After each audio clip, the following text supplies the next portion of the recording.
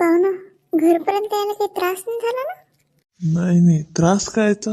तुमचं नाव घेतल्यावर घरीच सोडून दिलं त्या माणसानं. बरं, तुम्ही पोरीला बोलवायच्या आधी मला थोडंसं बोलायचंय तुमच्यासोबत. बोला बोला. तर हा माझा नातू आहे, त्याच्यासाठी आम्ही पोरगी पाहायला आलो. पोरगा एक नंबर आहे, म्हणजे चांगल्या नोकरीवर आहे, चांगले पैसे कमवते, अजिबात शौक पाणी नाही आहे, कोणताच शौक नाही करत. पण एकच गोष्ट आहे राजा, याच्या मुंगसासारखे तोंड पाहिजे सगळंच वाया जाते. 2 पोरी पाहून आलो, त्याने याले पाहूनच बोललं नाही नाही म्हणून.